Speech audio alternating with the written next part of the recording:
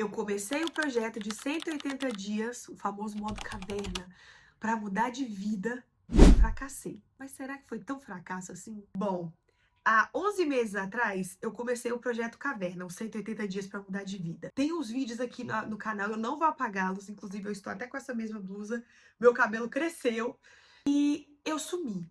E hoje eu quero trazer aqui algumas coisas que o próprio Espírito Santo foi ministrando no meu coração ao longo desses 11 meses, que tem me ajudado e talvez possa te ajudar também. Bom, há 11 meses atrás, como eu já disse, eu comecei esse projeto.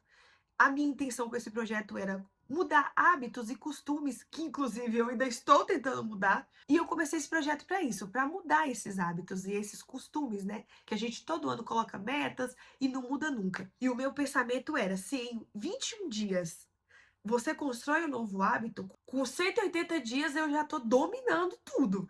Então a minha intenção com esse projeto era justamente isso, mudar. Mudar, porque eu estava cansada de todo ano falar, falar, falar e não fazer. Só que conforme eu fui fazendo o projeto, eu perdi o fio da meada. Eu perdi a graça da vida.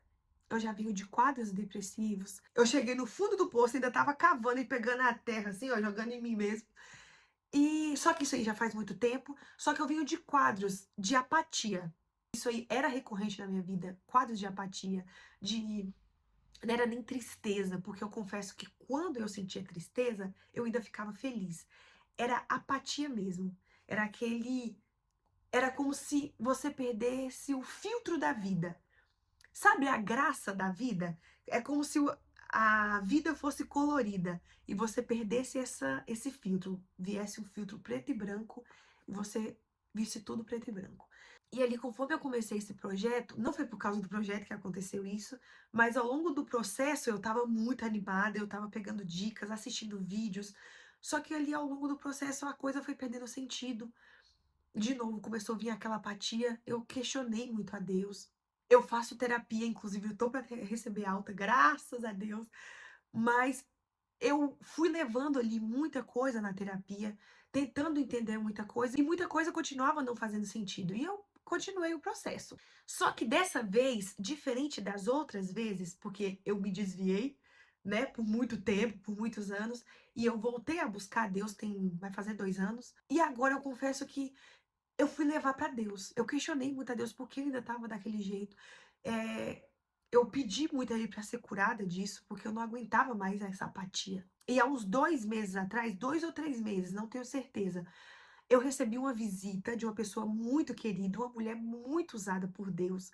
Ela veio aqui em casa, nós conversamos muito, ela falou sobre muitas coisas que ainda não é o momento de trazer aqui, porque ainda tô nesse processo de terapia com Deus. Mas ela falou algo ali pra mim que é o que eu quero trazer aqui. Durante a conversa, ela disse que eu estava buscando a aprovação dos homens, buscando a aprovação das pessoas, e que eu precisava tratar isso com Deus. Eu confesso que quando ela falou isso pra mim, eu fiquei, não é possível. Não é possível. E não é que eu desacreditei do que ela falou, não, porque ela é uma mulher usadíssima por Deus. Ela me entregou coisas que o próprio Deus mandou ela dizer. Se você não acredita, tudo bem, não tem problema nenhum, só que não muda o fato de acontecer. E ela me disse que eu teria alta com a terapia dos homens e eu teria que começar uma terapia com Deus. E aí eu comecei o meu processo. E conforme eu fui fazendo essa minha terapia com Deus, Deus foi me revelando essa raiz. Eu levava muitas coisas do que Deus estava tratando ali, ministrando em mim para terapia. Inclusive, levei essa dependência por aprovação, né, dos outros para terapia. A gente reprocessou algumas coisas. Toda vez que eu termino a terapia, até antes, eu oro a Deus, pedindo para Deus para acelerar ali o processo, para mostrar o que tem que ser mostrado, né? Porque eu vejo a terapia como uma grande cebola, um repolho, e você vai tirando camadas, vai descascando, assim, ó, cada camada. Então eu fico pedindo para Deus para acelerar esse processo. Eu levei para terapia toda essa questão de aprovação, né, dos homens, e falei que estava me incomodando porque eu achei que já tinha resolvido isso. Sabe quando você pensa que, nossa, eu já passei disso, tá? Eu já sei que eu tinha isso daí, mas já passei de fase. Eu fiquei indignada porque eu ainda estava na mesma fase que eu achei que eu tinha passado. E aí levei para terapia, a gente reprocessou, trabalhou e tudo mais. E o Espírito Santo me lembrou durante a terapia e depois também. Ele foi trabalhando ali em mim e ele foi me lembrando de situações na minha infância que eu me calei, porque eu era uma criança que eu gostava muito de falar, mas eu era reprimida, e não é que eu era maltratada, não. Eu era reprimida assim, sabe criança quando tá conversando e tá no meio de adulto, e o adulto fala, fica quieto, menino, aqui não é lugar de você ficar falando, quando adulto fala, criança tem que ficar quieto, essas coisas assim, que era muito comum antigamente. Hoje eu não vejo tanto, graças a Deus, né? E aí o Espírito Santo me lembrou dessa situação. Me lembrou de outra situação em que eu, na adolescência, me rebelei, me revoltei. Eu me lembro que a frase que eu mais ouvia é que eu era muito revoltada, que eu era uma criança tão boazinha. Minha mãe falava muito isso pra mim, meu Deus. Que eu era uma criança tão boazinha que eu fiquei revoltada. Do nada eu fiquei revoltada, que eu fiquei indignada, fiquei brava, fiquei nervosa. E aí, fui lembrando isso tudo, o Espírito Santo foi me lembrando. Aí chegou na minha vida adulta. Na minha vida adulta, é como se, sabe, o rebobinasse assim, tudo de uma vez, o Espírito Santo foi me mostrando tudo isso, foi me fazendo lembrar de tudo isso, para me mostrar a raiz do problema. Mas qual o problema? O meu problema com inconstância. Porque até mesmo quando eu estava apática, quando eu estava nesse período de apatia, de desânimo, não era nem desânimo, era apatia. Porque eu continuava fazendo tudo, mesmo não tendo nem força muitas vezes. Ele me mostrou que a raiz de começar tanta coisa, começar curso e não dar continuidade, ou terminar o curso e não progredir com o curso, sabe? Uma coisa que sempre me incomodou, e inclusive eu levei isso pra terapia, era que eu começava coisas e não terminava. Era como se eu estivesse sempre começando ciclos e não terminando nenhum dos ciclos. Isso me incomodava muito. E o Espírito Santo me fez lembrar o motivo que estava tudo conectado. Gente, minha cabeça faltava explodir. E foi tudo muito rápido, assim. Às vezes eu até fico assim, ó, eu falo que tá fazendo download. E ele me mostrou a raiz. Essa Kívia criancinha que não foi ouvida, muitas vezes enxergou, porque não significa que realmente foi aquilo que estava acontecendo, mas eu, com minha visão ali limitada da situação, eu enxerguei daquela forma. Eu enxerguei que eu não era amada, eu enxerguei que eu precisava provar, eu enxerguei que o meu valor estava em fazer, em ter que fazer coisas para mostrar o meu valor. Aí a Kívia adulta só estava reproduzindo a Kívia pequenininha. Aquela Kívia que enxergou todas essas situações dessa forma. E aí eu cresci uma adulta como? Querendo provar para todo mundo que eu era capaz, que eu conseguia sim. Inclusive barraqueira, briguenta. Graças a Deus, Deus tem transformado. Obrigada, Senhor, já tem um tempo. Mas eu era, não me orgulho disso. Mas eu enxerguei a raiz do problema, porque não era só, eu quero validação das pessoas, eu quero fazer para mostrar para as pessoas ou para querer a aprovação das pessoas. Não, eu queria fazer para esfregar na cara do outro que eu era capaz. Meu Deus, que ridículo! E você tem noção como é que um negócio lá na sua infância faz você reproduzir e ficar reproduzindo coisas que você não quer, que você quer mudar e não consegue porque você não enxerga que tem uma raiz ali do problema. Aí eu ficava começando coisas porque todo mundo estava fazendo. Eu começava coisas porque alguém me desafiou. Gente, se alguém falasse pra mim bem assim, não, você nunca que você vai conseguir fazer isso daí. Nossa, eu chegava e fazia assim, ó. Nossa, agora você me deu a faca e o queijo na mão pra eu esfregar na sua cara, que agora eu vou conseguir. Gente, que coisa ridícula, pelo amor de Deus, pelo amor de Deus. E aí eu começava mais uma coisa, que no fim, eu não sou rancorosa, muito pelo contrário, sou esquecida. Aí eu começava essa coisa, quando tava lá pro meio do negócio, eu falava assim, Jesus, por que eu tô fazendo isso daqui? Pra provar pra não sei quem que eu sou capaz. Meu Deus, mas quem é fulano da minha vida? Faz diferença nenhuma, eu vou fazer isso mais não. E parava. Aí eu comecei uma faculdade, porque tava dando dinheiro, tava todo mundo fazendo. Começava um curso, porque era o que tava em alta, aí eu fazia. Eu ia começando um monte de coisa, porque eu queria esfregar na cara das pessoas que eu conseguia, que eu ia conseguir. Meu Deus, quão ridículo isso é! Isso é triste, cara, isso é triste.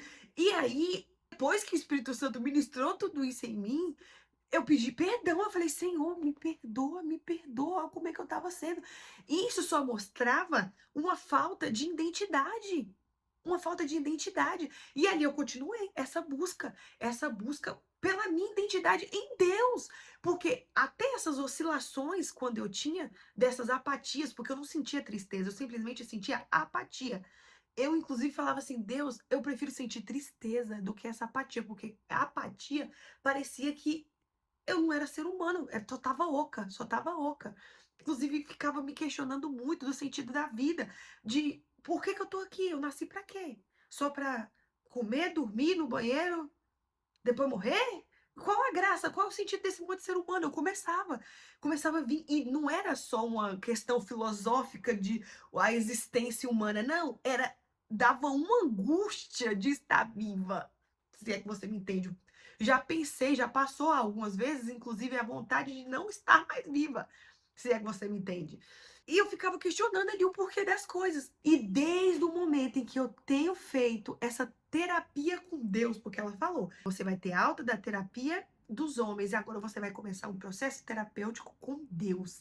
E eu posso te garantir, se você me perguntasse isso há 3 meses atrás, eu não lembro se foi 2 ou 3 que ela veio aqui, se você me perguntasse há 3 meses atrás como eu tenho feito, né, para conseguir melhorar, conseguir tentar cada vez mais melhorar essas dores do passado e traumas e solucionar problemas, enfim, eu ia falar a terapia. E é a terapia também, pelo amor de Deus, é a terapia. Só que a terapia, ela reprocessa, ressignifica a situação. Só que é como se a ferida ainda tivesse lá. Não doesse tanto mais, mas ela ainda tá lá. Só que a terapia com Deus, ele vem colocando um bálsamo. Sabe aquele machucado que tá lá e tá criando casquinha? A terapia faz criar casca. Deus, ele vem lá com o bálsamo dele e coloca assim em cima e cura. Ele cura, cura a ponto de tirar até a cicatriz. Talvez a cicatriz fique bem fininha só para você lembrar, porque a gente também não tem amnésia. A gente lembra do que aconteceu, mas não vai doer nunca mais. Não vai doer nunca mais, porque ele vem com bálsamo de cura.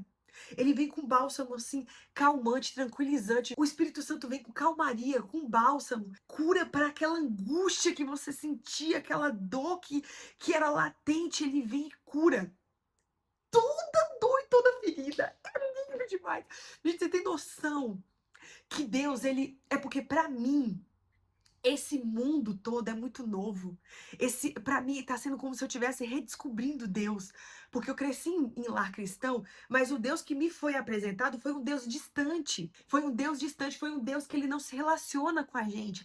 É um Deus que ele tá lá no céu e a gente tá aqui na terra e ele já criou todos nós, ele tá ali vigiando a gente, mas você se vira, faz suas coisas.